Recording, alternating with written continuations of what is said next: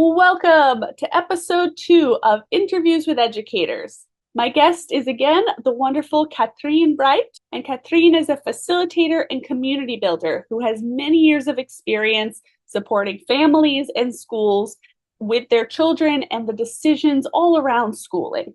She cares deeply about trust and equality and having real participation in the learning experience. And hello, if you're new, I'm Christina Kottmann. I'm a former international educator who worked for a decade in a lot of international schools, and now I'm a consultant who helps school leaders bring well-being, communication, and culture into their schooling environment. I'm really excited to jump into this second conversation with Katrin, where we talk more about how families are deciding what educational approach is best for them. Welcome back to the podcast, Katrin. It's so nice to have you again.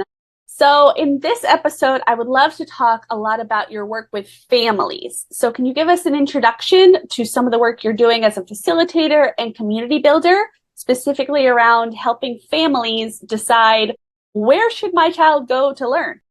Yes, hello again. Yeah, it's a very big question, huh? But the good thing is it's not falling out of the sky, I hope. Because when you wondering where should my child go in a deeper sense, then you're already being a conscious parent, like involving your child much more into decision making, finding out what does my child need. Hopefully you have these conversations going on with your child on a more equal basis. And then the schooling thing kind of could come natural as long as you keep trusting yourself. So what I do a lot is having conversations, having talks with parents, like, okay, finding out where are you at the moment, what your beliefs, what do you think your child needs. And I always try to kind of maybe even push parents a bit, like to create a network around your child, even when they're small. Just find people where they're comfortable with, where they feel safe. It could be family, it can be neighbors, so they know already how to relate to grown-ups and to how to get their needs recognized. Then schooling is much less of an issue. Then one thing is like really finding out, is it the time already? So be aware of maybe bring your child later to school when they really feel like, okay, I really want to learn. But it's also very individual. I think it's really looking at the child. What does the child need? What does it want? And what's the consequences of a choice I make? Yeah. So, yeah. That's an important point because I remember you talking about how one of your daughters decided to go back into a more traditional setting. So how would you navigate that, especially if it was with a family that you were working with and they had really clear beliefs about progressive education, yet one of their children decided, I really want to have more structure, I want to have a really clear diploma path. How does that conversation even go? Yeah, I think the what's happening of what's coming up very often in conversation with parents, if it's the schooling for the child, is you want to make the right choice as a parent, but the right choice for whom? So it's like you say, okay, it's for my child, but you bring in all your own background, your own experience with schooling, your own experience with these power structures in schools, with all these expectations, the adaptation that's needed. And very often as a parent, you project it on the child. But for the child, it could be completely different. And they don't have this background and the experience yet you have. So having this in mind, like really, okay, what is it really my child needs? And what's the things I'm facing? So I guess we have these questions like, you facing a problem, but it's whose problem is it? Is it a problem of the child, or is it your problem as a parent, that you feel like, okay, that shouldn't be like that, or I would love to have it a different way. So it's a lot of this kind of bringing things back to yourself, and yeah, I guess finding the trust that your child will have the things it needs to have. And it doesn't have to be something you think, okay, it should be this way. Or you read this research and okay, with 5 they have to do that. Because I saw hundreds of children, and it's amazing how all of them work differently. And you get kind of groups of types of children. Okay, she belongs to this group, so it could be that it works like that. But yeah, it's so individual. And I guess that's very important to be aware of as a parent when you look for a school, like, why do I do it? Yeah, have this conversation with your child and be very observative, like really look at your child, because not all is like in the mind and with words. But what do I see? If you have this child that's really has to move all the time and can't sit still, and you talk to and you get really crazy yourself because they can't sit still. Yeah, putting it in a school where it's really strict on sitting still and not doing anything and getting all these restrictions wouldn't work really well, because it's just too much of a change for the child. And then there are children who really looking forward to sit there and having all these books and writing and doing, and really enjoy this kind of also getting information from grown-ups, really soaking it in. And if they're fine with that, there's someone telling them, giving them information. Yeah. It's kind of like we always want children, whether they're in our class or they're our own children, to have the ability to decide for themselves, to find something out about the world and say, oh, I'm going to go explore that. I'm going to go apply that in a new context. So when there are so many different options for schooling environments, like from forest schools to democratic education to, very progressive models, to even like online schools that focus on using AI to teach more so that students can spend more time in play outside after school hours, and forest schools where there's a lot of outside education also happening. When there's so many options like this, how does a family even decide what's possible, especially if their learner is saying, I want to go to an online Socratic type of school where it's all discussion based and I'm going to learn chemistry by talking about it with my colleagues from all over the world. Like, for a parent, that can feel very overwhelming because you don't understand what that's going to look like. So how would you help a parent or a family go through that experience? Yeah, I think it's always like you have to look at the whole situation. Like, what's our situation as a family?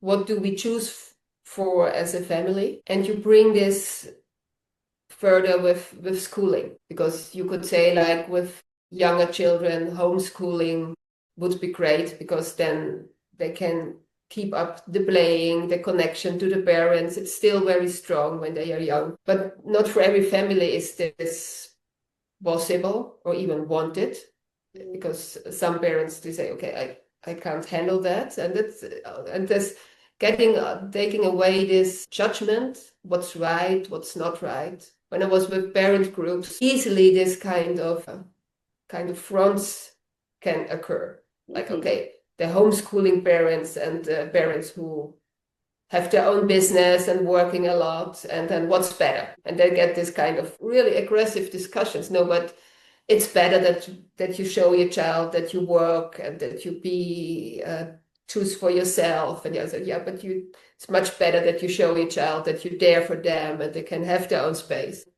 I think the most important thing for children is, and yeah, I think it was in every situation I had with schools, with families, is a situation that's free from pressure, free from tension. And if I'm so like, oh, my child has to have this kind of education, then there is a lot of pressure. There is a lot of tension. Children don't want that. So if you find out what's working for you as a parent. And you mentioned my daughter went back from a democratic school to regular systems. We had really this discussions. We said, okay, I want to do this. And it's like, okay, you sure? Because I don't want it. And she was like, yeah, I'm really sure. And then it's also very important as a grown-up that you make a step back, because children always want to be loyal. They always feel like you're not fine with it. They will try it. So really find out, okay, what's your wish? What do you want? And then looking practical, okay, what's possible? Because with my daughter, it was like, okay, you can do it, but you have to stay in the village because I have to drive to the other school. I can't drive you somewhere else. It wouldn't work. So we have to have a school. I can drop you off on the way, but it's also not very handy because the times are not the same. So a school you can walk to, you can go by bike. I think that would work the best for everyone. And she loved it because she always wanted to be independent. So in our case, because the school my children went to, the democratic school, I started working there. And she was like, yeah, but it's also your school. I want my own school. So she was very independent in this way. And so we started like with that. We said, okay, what kind of schools are there? And then I did the kind of research, okay, what do they say on the website? But I also called them. I was like, okay, I want to hear people, how do they sound and how do they react to my questions? And then I went with my daughter and we looked at the school itself. How does the school look like? How is the outside of the school? Are the children playing outside or not? Or how does it all look like? And that's how we decided then on a school. And then I had these discussions of these conversations with the teacher. Okay, that's my daughter. She wants to go to school here. I'm a bit afraid that she gets too much attention because she has to move a lot. And with this school, she can't move that much. And the teacher came up with wonderful ideas, like, okay, we could do this and that, and maybe how can we do? And then she started talking to my daughter. And it was like, now we are fine, because she gets this direct connection. She asked her, what do you need? And I think that's with schools, like, look, that's more important than how do they teach, is how do they relate to children? How do they have conversations? How open are the conversations? Are there possibilities? Are they seen? Are they respected as individuals? So I think that's the most important thing, finding out yourself, what's our situation, what fits in this situation, and yeah, maybe try to find something that's open so you can grow into more. Like even for a school, yeah, it's wonderful. I think children should move in nature, and then a lot of problems, if they grow up like that, a lot of problems wouldn't occur. But if it's not possible, other settings are fine too, as long as you're find out what's the consequences, how we tackle it, how do we do that, take off the tension, be kind to yourself. And I think that's the conversations I have with parents, and also then sometimes with schools, bringing parents into schools. Sometimes I do the introduction, so they are more leveled, because we come as a teacher or as a facilitator at school, you come from a different view, from a different perspective than the parent. Yeah.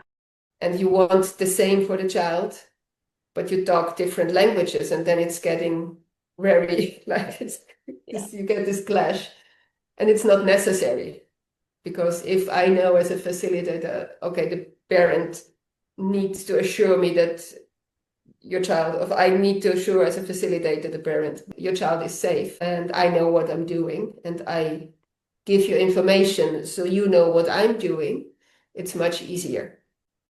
You're bringing up a great point about the fear that controls a lot of our decision making. Yes. You know, not in any certain context, but there's a lot of fear about making a choice for your child's education that you could perceive as like someone's going to judge you, someone's going to make assumptions about what this means. You're damaging their future possibilities. In education right now, there's a big discussion about the learning gaps left over from the COVID-19 pandemic. And there's a lot of fear of like catching the students up and making sure they don't have social emotional gaps. because of the time they spent at home away from peers. Yeah. And it's like when we let fear control the decision-making process, we're always stepping into this space of like, I can't control the outcomes. I don't know what's going to happen. I'm just afraid of everything that could possibly happen that's out of my control, right? But it's never a decision that's irreversible. Like your daughter could choose to go to this traditional school, you sign up, everything's great for a couple of years. And then they're like, I want to go back and finish my education somewhere else. It's the same with doing a higher education degree, right? You might sign up for one degree program and later you're like, no, I don't want to do nursing. I want to do business. Okay, switch.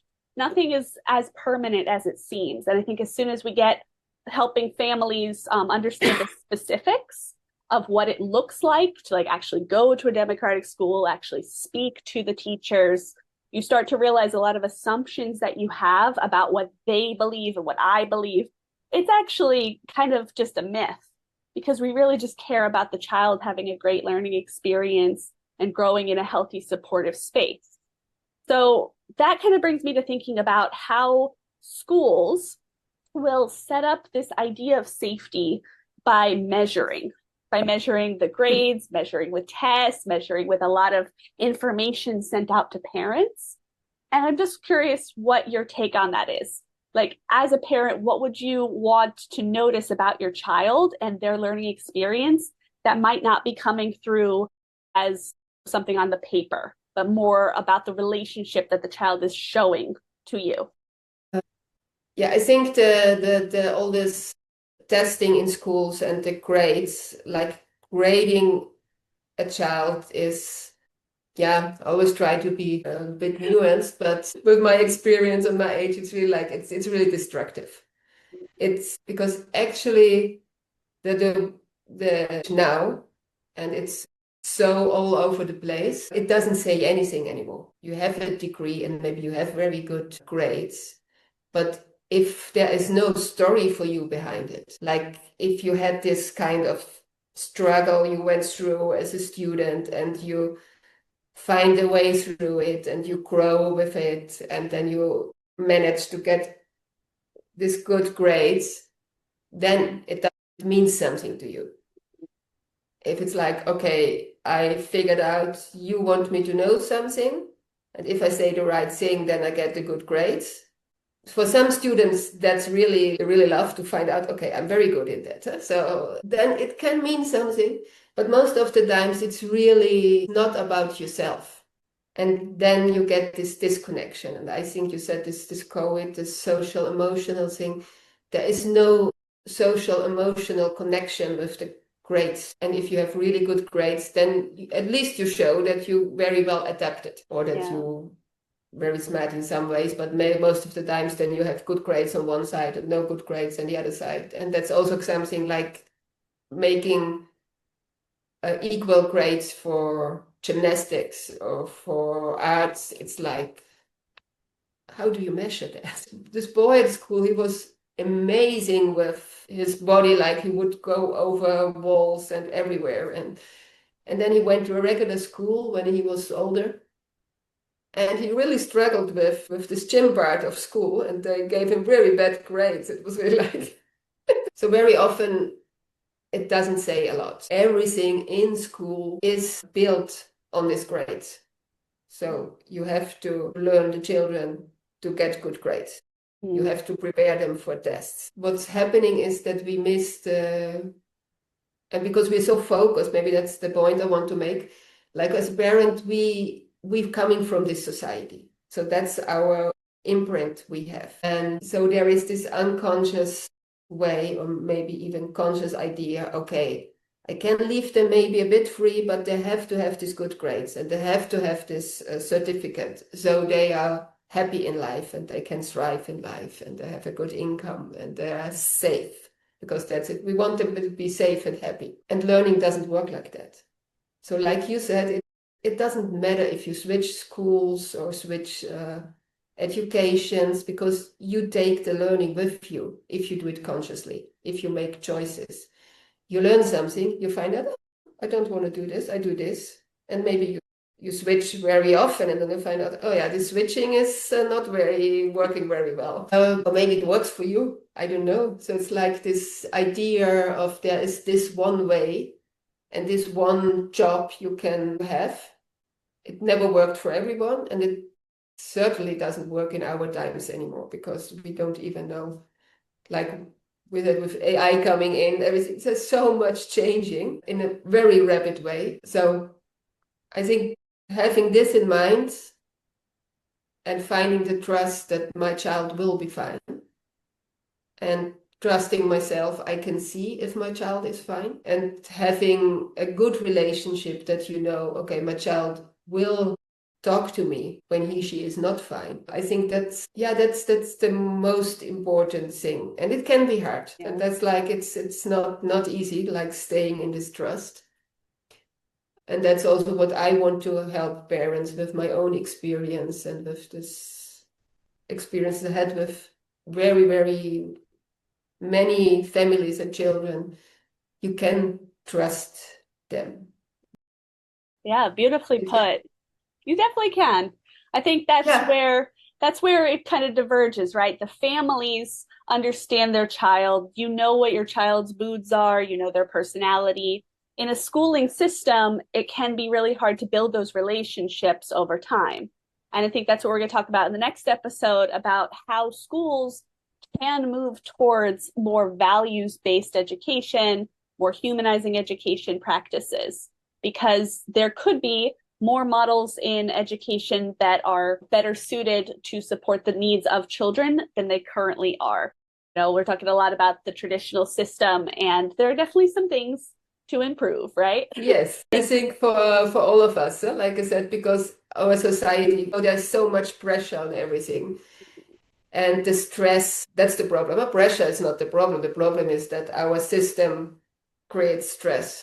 And it's getting this chronic stress we are in. And yeah, we are not doing well as human beings with that. Yeah, and school can either help or harm. So that's what we're going to talk about in the next episode.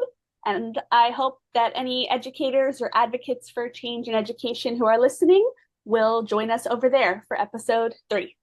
Thank you so much, Katrin. You're welcome. Looking forward to it. Bye-bye.